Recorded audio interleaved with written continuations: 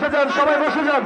আমাদের আজকের প্রোগ্রামের সম্মানিত প্রধান আলোচক, আমাদের সদরের ব্যক্তি বিশিষ্ট ইসলামী চিন্তাবিদ, আসন্ন বাংলাদেশের সম্মানিত চেয়ারম্যান, কাপড় খুলে ফেলেন, কাপড় খুলে ফেলেন, উপরে উপরে ছিলেন না, ছিলেন না, সেটা জবাব যারা আছে কাপড়টা বেঁধে দেন। আলহামদুলিল্লাহ, তাকবীর, তাকবীর, তাকবীর, তাকবীর, তাকবীর।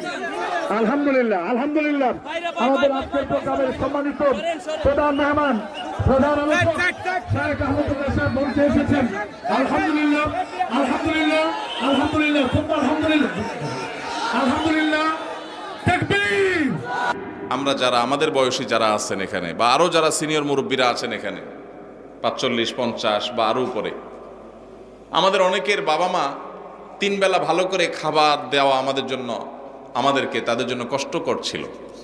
কিন্তু এরপরেও আমরা বাবা মার প্রতি এতটা অনুগত, বাবা মাকে আমরা অনেক ফিল করি, অনেক মিস করি, বেঁচে থাকলেও ফিল করি, আর মরে গেলে আরো বেশি মিস করি, ফিল করি। কিন্তু এখনকার যে আমাদের সন্তানরা, এই সন্তানরা আমাদের বাবা মা আমাদের জন্য যতটা করতে পেরেছেন, এদের জন্য আমরা এর ৩ গুণ করার পরও তারা আমাদের বাবা মার প্রতি আমরা যতটা অনুগত, আজকালের সন্তানরা আমাদের প্রতি ততটা অনুগত না। কারণটা কি ভাইরা আমার? সবই তো দিয়েছি, সবই দিয়েছি। আমার বাবা মা যা দিতে পেরেছে আমি তার চেয়ে বেশি দিয়েছি। তাহলে কৃতজ্ঞতা আদায় করতে গিয়েও তো অন্তত আমি আমার বাবার মধ্যে যতটা অনুগত, সন্তান আরো বেশি অনুগত হওয়ার কথা ছিল, কিন্তু হচ্ছে না। এর কারণ কি? এর কারণ বিশ্লেষণ করা অনেক লম্বা আলোচনার ব্যাপার। একক কোনো কারণ এখানে বলা কঠিন, অনেকগুলো কারণ রয়েছে। এর ভিতরে একটা কারণ হলো আমাদের এই সমাজ ব্যবস্থা, এটা পশ্চিমা সংস্কৃতি দ্বারায় এত বেশি প্রভাবিত হয়ে গেছে যে আমাদের সন্তানরা এখন তারা এদেশীয় সংস্কৃতি, এদেশে মানুষের কৃষ্টি, কালচার, সভ্যতা, এদেশের মানুষের তাহজিব, তামাদ্দুন এবং অ্যাজ এ মুসলিম ইসলামের যে কৃষ্টি কালচার, সেই জায়গা থেকে অনেক দূরে সরে গেছে। আমাদের তরুণদের একটা বড় অংশ তারা বিপদগামিতার দিকে চলে গেছে। এর কারণ যেমন পশ্চিমা সংস্কৃতির আগ্রাসন আছে, নাটক সিনেমার নামে, বিনোদনের নামে যেগুলো দেখছেন সারাক্ষণ, আপনার ভেতরের জগৎকে পরিবর্তন করে দিচ্ছে। সেগুলো আপনার ঈমান, আমল, চিন্তাধারা সবকিছুকে প্রভাবিত করে নিজের অজান্তে চেঞ্জ করে দিচ্ছে। আপনি মুসলমান থাকছেন নামে আর খোলসে, ভেতর থেকে আপনাকে পরিবর্তন করছে, আপনি টেরও পাচ্ছেন না। আপনার সন্তানকে আপনি শিক্ষা দিচ্ছেন, স্কুল, কলেজে, ইউনিভার্সিটিতে শিক্ষা নিতে গেছে যে সন্তান, সেখান থেকে শিক্ষার উপরে ভর করে পশ্চিমা যে সংস্কৃতি আসছে সেটাও সে ধারণ করেছে, শিক্ষিত হচ্ছে, পাশাপাশি সে পশ্চিমা ধ্যান ধারণায় বিশ্বাসী হচ্ছে। এর ফলশ্রুতিতে ইসলামের যে ট্র্যাক, ইসলামের যে সুমহান শিক্ষা, সেই শিক্ষা থেকে বঞ্চিত হয়ে ধ্বংস হয়ে যাচ্ছে। এর অনেক কারণের ভিতরে একটা কারণ হলো সন্তানকে আপনি সেইভাবে হালাল খাবার খাওয়াতে পারতেছেন না আপনার বাবা মা যেটা আপনাকে খাওয়াতে পেরেছে। আপনার বাবা মা অনেক কষ্ট করে অল্প খাওয়াইছেন, কিন্তু হালাল খাওয়াইছেন, তার বরকত ছেলের মধ্যে আপনি পাইছেন। আপনি আপনার ছেলে মেয়েকে যা খাওয়াচ্ছেন বুকে হাত দিয়ে বলতে পারবেন না যে টনটন করে বাজবে, এতটা হালাল এবং পিওর যেটা আপনার বাবার সম্পদের মধ্যে ছিল, সেটা যদি আপনার সন্তানের মধ্যে আপনি করতে পারেন, ইনশাআল্লাহ এই যুগেও আপনার সন্তান সবচেয়ে সভ্য, ভদ্র এবং মাথা নিচু করে বিনম্রতার সাথে আপনাকে শ্রদ্ধা নিবেদন করবে। এই জন্য সন্তান খাইলো কি খাইলো না এটার জন্য যতটা মরিয়া মায়েরা, এর চেয়ে বেশি মরিয়া হবেন সন্তানের পেটে হালাল ঢুকছে নাকি হারাম ঢুকছে বিষয়টা নিয়ে। আল্লাহ আমাদেরকে সেই তৌফিক দান করুন। ভাইরা আমার, তাহলে আমরা শাবানের নফল রোজার কথা বলছিলাম। এই নফল রোজাগুলো আমরা বেশি বেশি করে নিজেরা রাখবো, অন্যদেরকে রাখতে উৎসাহিত করব, অন্যদের মধ্যে প্রচার করব, জানাজানি করব। আগামী বছর আমাদের কাছে বলার দরকার নাই আমি হয়তো মাহফিল আগামী বছর আসবো না, বাঁচবো না, হয়তো মাহফিল আদৌ হইল না, কিন্তু আল্লাহর কাছে যেন এটা বলার মতো থাকে। এই মাহফিল থেকে যাওয়ার সময় নিয়ত করে যাবো ইনশাল্লাহ আমলটা করব। ঠিক আছে না ইনশাল্লাহ? আল্লাহ আমাদের সবাইকে আমলের তৌফিক দান করুন। তো এই যে মা বাবার সন্তানের কথাটা যেখান থেকে আসলো, সেটা হলো আমরা শাবান মাসে বেশি বেশি রোজা রাখলে লাভ কি আমাদের না আল্লাহর? আল্লাহ কোরআনে বারবার আমাদের নেকামল করতে বলছেন, নবীরা বারবার আমাদেরকে সতর্ক করছেন। এটা দেখে কোনো জাহেল মানুষের মনে চিন্তা আসতে পারে যে ব্যাপার কি, আমরা আমল না করলে আল্লাহর কি। ভাইরা আমার, এটা হলো শিশু সুলভ চিন্তা।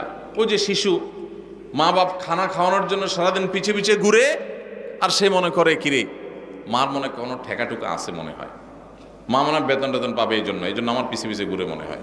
ওই ছেলে খাইতে চায় না, অথচ স্বার্থটা কি মায়ের না সন্তানের? সন্তানের। তাহলে মা এত কষ্ট কেন করছেন? মমতার কারণে, স্নেহের কারণে। মা বাবা সন্তানকে যতটা ভালোবাসেন, আপনার আমার রব, আপনার আমার মালিক আল্লাহ সুবহানাহু ওয়া তাআলা আমাদেরকে এর চাইতে অগণিত গুণ বেশি ভালোবাসেন।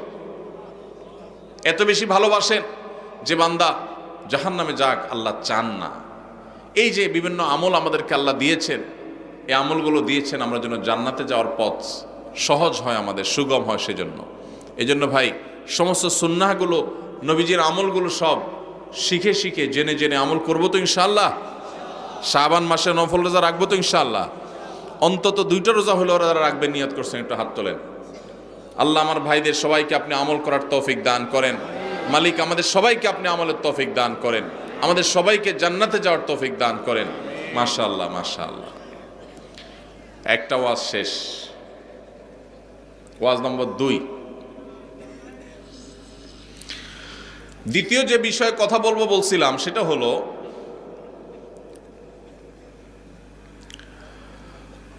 আল্লাহ রাব্বুল আলামিন আমাদের জন্য যে সমস্ত বিষয়গুলোকে ফরজ করেছেন, ফরজ, এর মধ্যে একটা হলো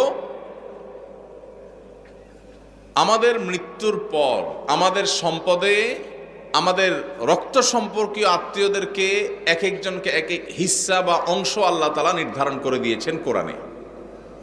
জানেন তো আপনারা কোন সূরায় করেছেন? সূরা নিসা। কোরআনের সবচেয়ে বড় আয়াত, সবচেয়ে দীর্ঘ আয়াত। আল্লাহ রাব্বুল আলামিন যে বিষয় বলতে গিয়ে নন স্টপ বলে তারপরে দাড়ি দিয়েছেন, অনেক দূরে গিয়ে পুরো বিষয় বলে শেষ করে তারপর দাড়ি দিয়েছেন, সেই সবচেয়ে দীর্ঘ আয়াত কোরআনে যে বিষয়টার উপরে, সে বিষয়টা কিন্তু নামাজের বিষয় না, সেটা রোজার বিষয় না, সেটা যাকাতের বিষয়ও না। সেটা কোন বিষয়? পরিত্যক্ত সম্পত্তির বন্টনের বিষয়। মা বাবা, স্বামী স্ত্রী, ভাই বোন, কারণ মৃত্যুর পর তার সম্পদে কার কি হক আছে, কে কতটুকু পাবে, এ বিষয়ে আল্লাহ তাআলা বর্ণনা করেছেন। বর্ণনা করে আল্লাহ তাআলা বলেছেন, ফরিদাতাম মিনাল্লাহ, তোমাদের রেখে যাওয়া সম্পদে কার কতটুকু ভাগ আছে না আছে, এই সব বন্টন আল্লাহ তাআলা করে দিয়েছেন। কে করে দিয়েছেন?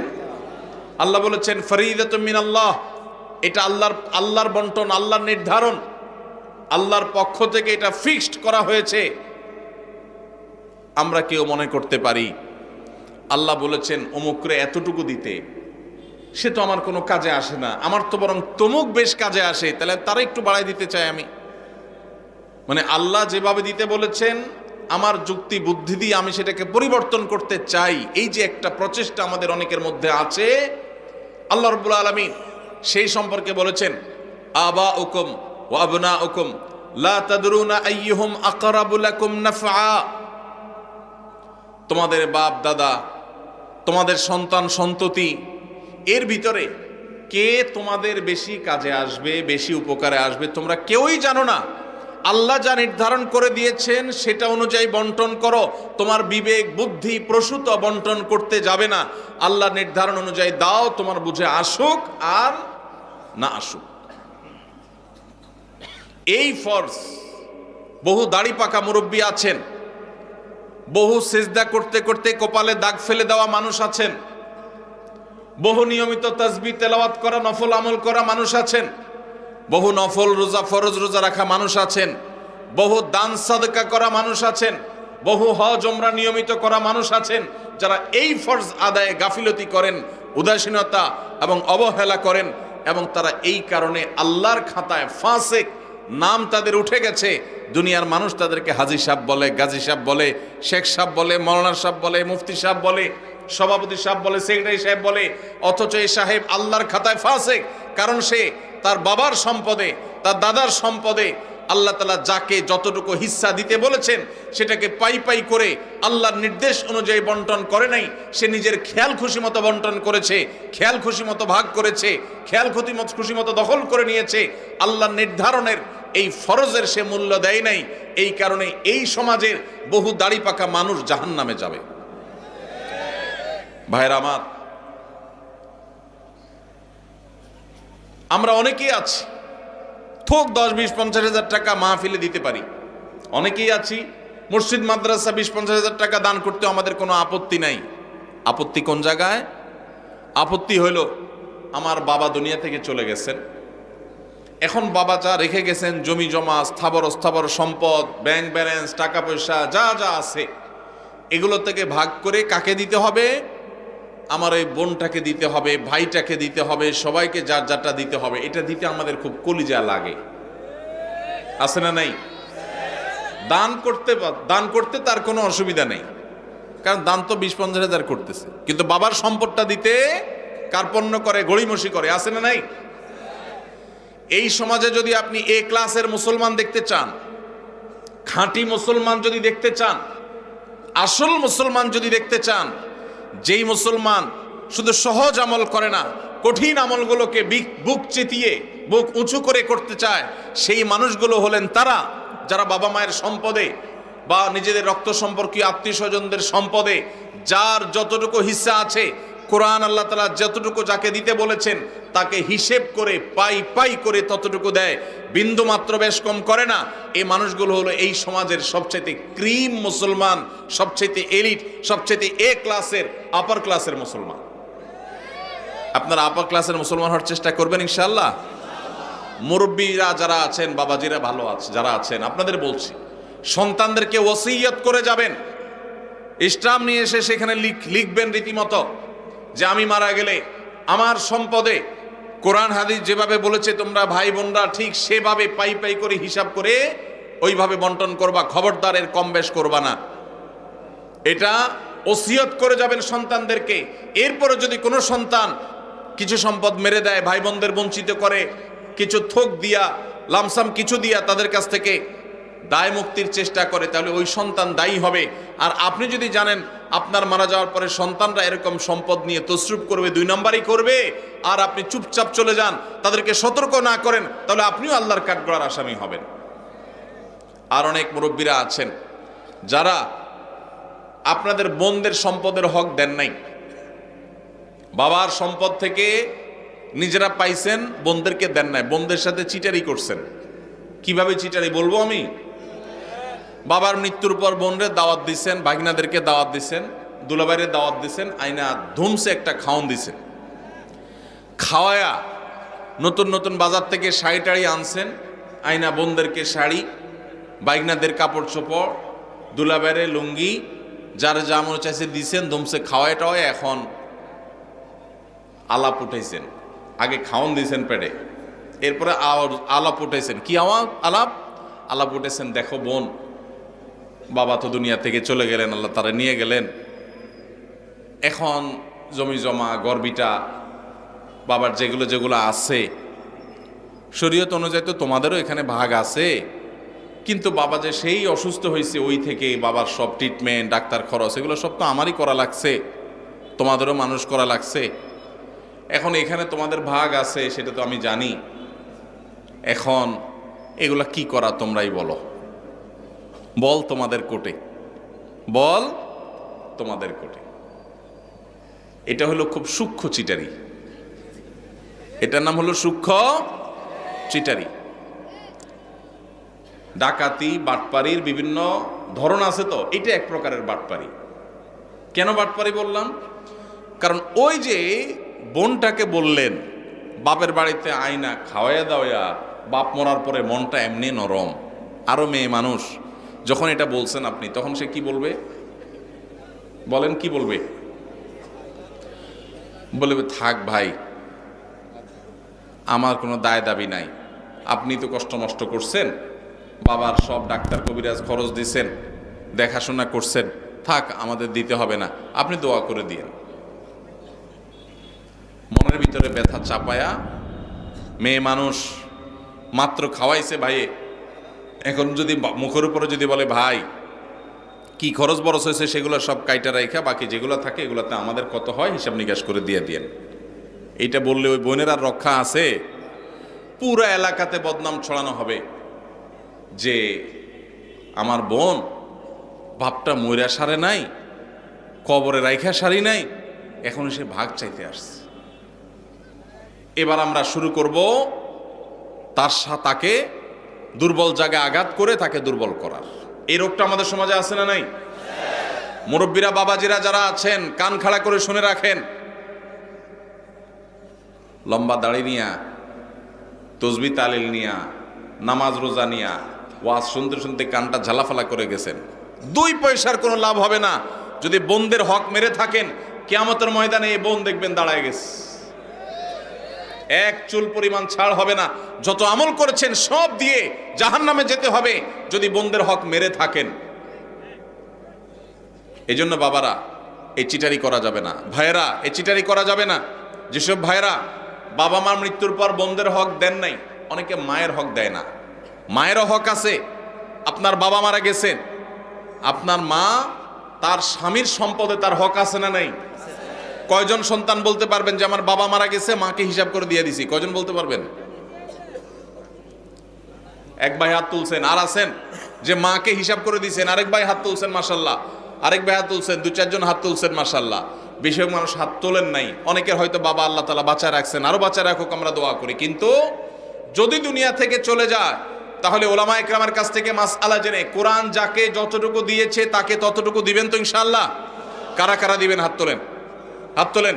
পাক্কা নিয়ত করে হাত তোলেন, আন্দাজে হাত তুলবেন না। সম্পদের লোভ করব না, বলেন সম্পদের লোভ। আল্লাহর দেওয়া বন্টন অনুযায়ী পাই পাই করে সবাইকে বুঝাই দেব ইনশাআল্লাহ। আল্লাহ আমাদের সব ভাইকে তৌফিক দান করুন। ভাই বরকতের মালিক কে? বরকত দেওয়ার মালিক কে?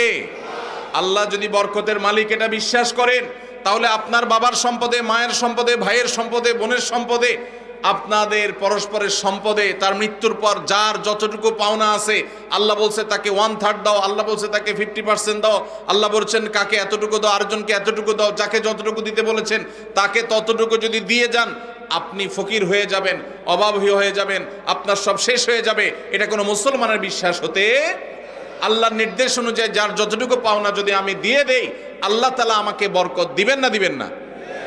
আর আল্লাহ যখন বরকত দেন তখন অল্পতে অনেক হয়ে যায়, আর আল্লাহ যখন বরকত দেন না তখন পাহাড় পরিমাণ সম্পদ থাকলেও মানুষ অভাবী আর ভিখারি থাকে।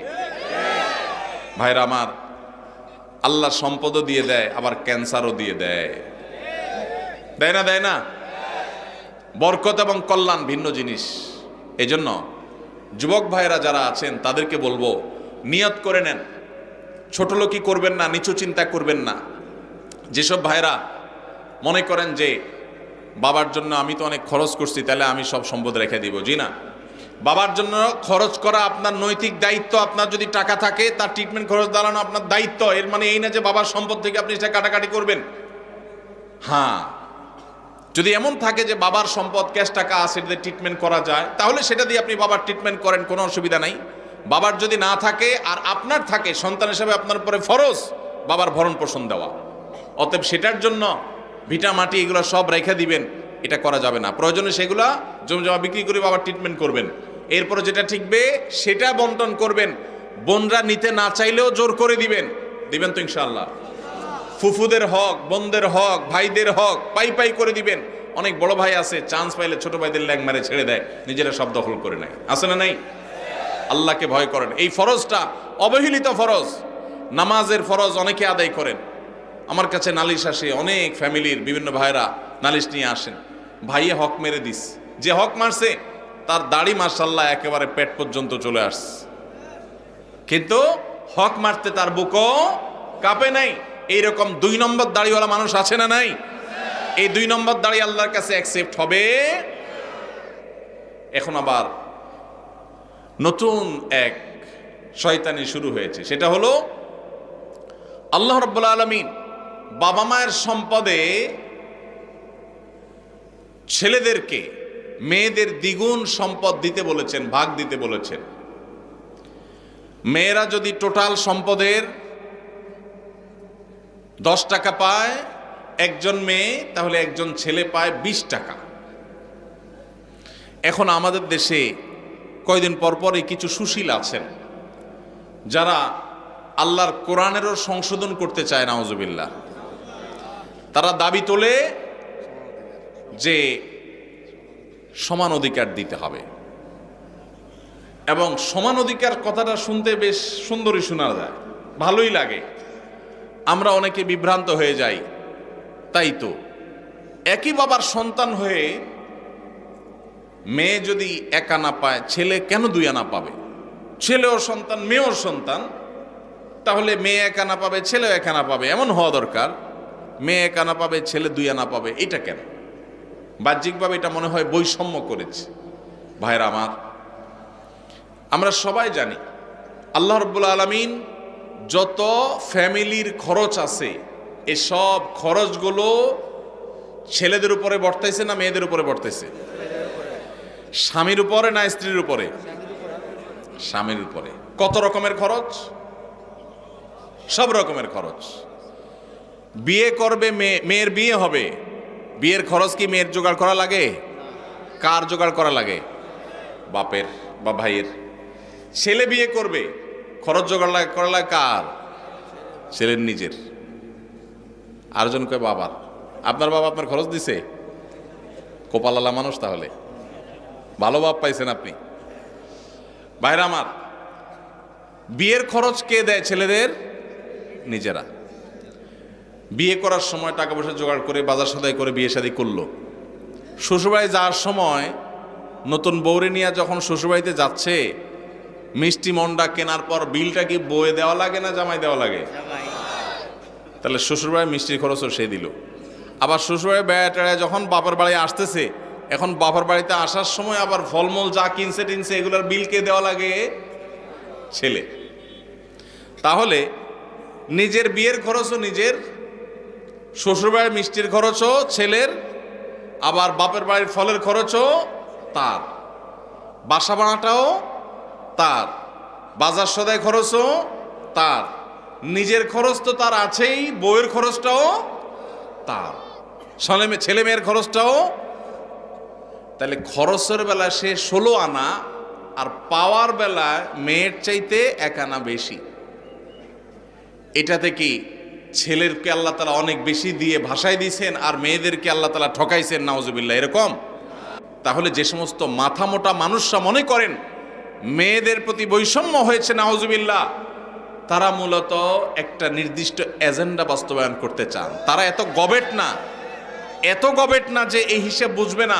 খরচের বেলা ছেলে 16 আনা, আপনি একজনকে বাজারে পাঠায় বলছেন নাও 10 টাকা দিলাম, এটা আনবা ওইটা আনবা ওইটা আনবা, 4-5টা আইটেম বলে দিলেন, দিয়া বললেন 10 টাকা দিলাম। আরেকজনকে 5 টাকা দিয়ে বললেন তোমার কিছু আনা লাগবে না, যা খুশি করো, নিজে খাও, ফুর্তি করো। কি বলেন? 10 টাকা আলাকে বেশি দিছে না 5 টাকা আলাকে বেশি দিছে? এখন যদি বলে ভাই কেন বৈষম্য করলেন, আমাকে 5 টাকা দিলেন, ওনারে 10 টাকা দিলেন, সমান সমান দেয়া দরকার, এই দাবি কি যৌক্তিক না অযৌক্তিক? এই অযৌক্তিক দাবি বিভিন্ন সময় আমাদের সমাজে কিছু সুশীলরা, নামধারী কিছু সুশীলরা তারা তোলে। এরা কেন তোলে? আমি যদি বলছিলাম একটা দুর্বিসন্ধি আছে। সেই দুর্বিসন্ধিটা কি? আমাদের এই সাবকন্টিনেন্টে মুসলমান তো মুসলমান, আমাদের হিন্দু ভাইরা, খ্রিস্টান ভাইরা, বৌদ্ধ ভাইরা, এই অঞ্চলের সব ধর্মের মানুষদের একটা কমন কালচার আছে। সেটা কি? সেটা হলো পুরুষরা তারা বাহিরের জগৎটা দেখভাল করে, টাকা পয়সা কামাই করা, রুজি রোজগার করা, যা লাগে সব বাহিরের সব দেখে, বাজার সদাই সব দেখে, আর ভেতরের সাইডটা কে দেখে? মহিলারা দেখে। এটা হলো আমাদের সাবকন্টিনেন্টের ধর্মীয় এবং আমাদের সামাজিক কালচার। এবং এটা আমাদের কালচার বললে ভুল হবে, এটা মানব সভ্যতার শুরু থেকে চলে আসা একটা কালচার।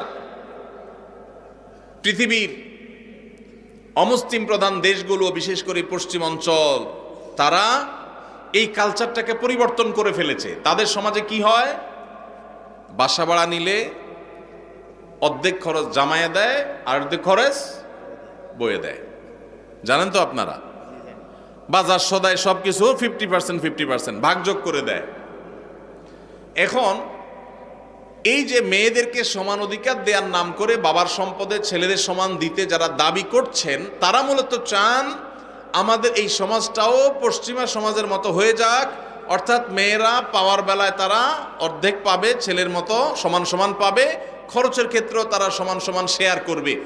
এই দিক থেকে তারা মনে করে যে বৈষম্য দূর হবে, সাম্য প্রতিষ্ঠা হবে। মূলত যেটা আসলে হবে, পশ্চিমাদের যেটা হয়েছে সেটা হলো এই পরিবার ব্যবস্থাপনাটা ভেঙে চুরমার হয়ে যাবে। এমনিতেই স্বামী স্ত্রীর মধ্যে সম্পর্ক দিন দিন যায় অবস্থা। এরপরে যদি বলেন যে বউরে বলেন ঠিক আছে বাসা ভাড়া তুমি অর্ধেক দাও, ছেলেদের খরচ অর্ধেক দাও, সব কিছু অর্ধেক দাও, তাহলে এবার কামড়া কামড়ি নিজেদের মধ্যে অশান্তির পরিমাণ বাড়বে না কমবে? এর প্রমাণ হলো পশ্চিমে যদি আপনি তাকান দেখবেন সেসব দেশগুলোতে বৈবাহিক সম্পর্ক এটা সোনার হরিণ হয়ে গেছে। স্বামী স্ত্রী বলতে যে একটা সুখের সংসার, এটা তাদের কাছে সোনার হরিণ হয়ে গেছে। পরিবার ব্যবস্থা ভেঙে ধ্বংস হয়ে গেছে। এখন সেটাকে এদেশে যারা আমদানি করতে চায় তারা এদেশের মানুষের শত্রু। এই শয়তানের দোসরেরা আল্লাহর বিধান থেকে, কোরআন থেকে আমাদেরকে সরাতে চায়। আমাদের সংবিধানে, আমাদের আইনে কোরআনের তো অন্য কোনো কিছু নাই। যা ছিটে ফোটা দুই একটা আছে, সেগুলো খাঁজে বাজে থাকা কণাগুলোকে ধুয়ে পরিষ্কার করার জন্য যখন যারা সরকারে আসে তাদের ঘাড়ে সওয়ার হওয়া এই পশ্চিমাদের দোসরেরা, তারা এই দেশে থাকে, এই দেশে খায়, দালালি করে পশ্চিমাদের। এদের ষড়যন্ত্রের ব্যাপারে আমাদের সতর্ক থাকতে হবে, সাবধান থাকতে হবে। আমাদের অবশ্যই বোনরা, মেয়েরা নানাভাবে নিগৃহীত, তাদের সপক্ষে আমাদের কথা বলতে হবে, কিন্তু তার জন্য আল্লাহর আইন, আল্লাহর বিধানকে পরিবর্তন করার কোনো প্রয়োজন নাই। তাহলে কি করতে হবে? দেখুন, আমাদের সমাজে এটা ঠিক যে অনেক স্বামীরা নিজেরা ইনকাম করে বলে স্ত্রীদের খোঁটা দেয়, কথার তলে রাখে, কথা শোনাতে থাকে, কষ্ট দেয়, এবং কথায় কথায় তাদেরকে এই যে উপায় উপার্জন করে, টাকা পয়সা নিয়ে আসে, বাজার সদাই করে, এগুলোর তুলনা দেয়। এই যে ছোট লোকিগুলো পুরুষরা করে, সেগুলো বন্ধ করতে হবে। সেগুলো বন্ধ করার জন্য মেয়েদেরকেও আপনি বের করে দিবেন, চাকরি করাবেন, অথবা তাদেরকে সম্পদের ভাগ দিবেন, তাতে বন্ধ হয়ে যাবে। এটা আমরা সঠিক মনে করি না। তাহলে কি করতে হবে?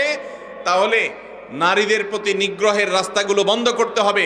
শরীয়ত যতটুকু দিতে বলেছে ততটুকু যদি নারীকে দেওয়া হয়, নারী কখনো স্বামীর উপরে শতভাগ ডিপেন্ডেন্ট হবে না। স্বামী জুলুম করলেও তার জুলুম স্বীকার করতে, জুলুম মেনে নিতে বাধ্য হবে না, যদি স্বামী মহরটা ঠিক মতো দেয়, বাবার সম্পদের পাওনাটা ঠিক মতো পায়, মায়ের সম্পদের পাওনাটা ঠিক মতো পায়, সব জায়গা থেকে তাদের যে পাওনা আছে এই পাওনাটা যদি তারা ঠিক মতো পায়, তাহলে তাদের প্রতি নিষ্পেষণ জুলুমের রাস্তা বন্ধ হয়ে যাবে। আল্লাহ রাব্বুল আলামিন মেয়েকে মোহরের মাধ্যমে স্বামী থেকে পাওয়ার রাস্তা রেখেছেন। আবার স্বামী মারা গেলে সেই সম্পদ থেকে ভাগ পায়, ছেলে মারা গেলে সেখান থেকে, ছেলে মেয়ে মারা গেলে সেখান থেকে পায়, আবার বাবার সম্পদ থেকে পায়, মায়ের সম্পদ থেকে পায়, সব জায়গা থেকে পায়। খরচের বেলা তাকে একেবারে জিরো রেখেছে। এটা মেয়েদের প্রতি বৈষম্য না, এটা মেয়েদের প্রতি বরং ইহসান। আজকের এই বস্তা পচা সস্তা চিন্তাধারা যারা লালন করছে, তারা সমতার কথা বলে, ইসলাম সমতার কথা বলে না। তাহলে কিসের কথা বলে? ইসলাম ন্যায্যতার কথা বলে। কিসের কথা বলে? সমতা এক জিনিস, ন্যায্যতা আরেক জিনিস। সব সময় সমতা ইনসাফ প্রতিষ্ঠা করে না, কিন্তু ন্যায্যতা সব সময় ইনসাফ প্রতিষ্ঠা করে। কিভাবে? ছোট ছোট কয়েকটা উদাহরণ নেন। আপনার একটা ছেলে আছে, একটা মেয়ে আছে। ছেলেটার বয়স মনে করেন 15, মেয়েটার বয়স ধরেন 12।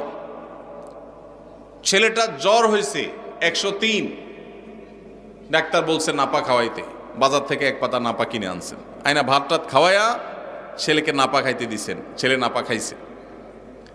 এখন মেয়ের কিন্তু জ্বর টর কিচ্ছু নেই। হঠাৎ করে আপনার মাথায় ভূত চাপলো, আমাদেরকে তো সমতা প্রতিষ্ঠা করতে হবে। তাহলে আমার সন্তান, ছেলেও আমার সন্তান, মেয়েও আমার সন্তান, একটারে নাপা খাওয়াইলাম, আরেকটাকে খাওয়াইলাম না, এটা তো জুলুম হইল। এই জন্য মেয়েরে বলছেন হা কর, হা কর। হা করাই আপনার সুস্থ সবল মেয়েটারে আপনি নাপা খাওয়াই দিলেন। সমতা এখানে হয়েছে না হয় নাই? কি হয় নাই? ওয়াজ কি বুঝে শুনে কথা বলেন না, না বুঝে জবাব দেন। সমতা হয়েছে না হয় নাই ভাই? সমতা হয় নাই? ছেলের একটা নাপা খাওয়াইছে, মেয়ের একটা নাপা খাওয়াইছে, সমতা হয়েছে না? কিন্তু ইনসাফ কি হইল? ইনসাফ কি হইল? জুলুম হয় নাই? সুস্থ মানুষকে নাপাক হয়ে কিডনি নষ্ট করার কাম হয় নাই?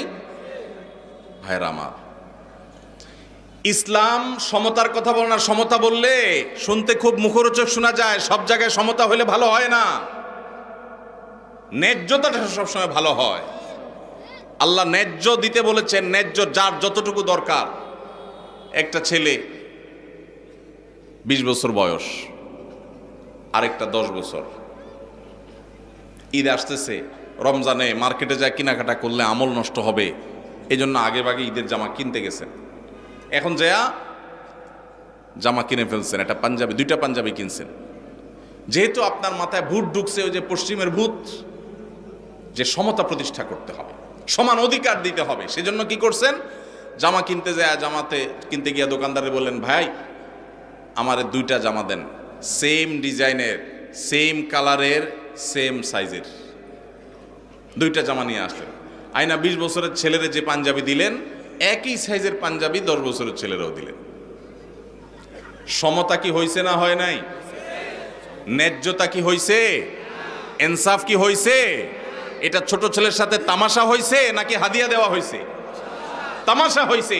অতএব আল্লাহর বিধানকে যদি কেউ পরিবর্তন করে তথাকথিত সমাজ সমতা প্রতিষ্ঠা করতে চায়, তাহলে সেটা দেখতে মনে হবে, শুনতে মনে হবে যে অনেক ভালো কিছু করেছে, আসলে সেটা হবে সবচাইতে ক্ষতিকর।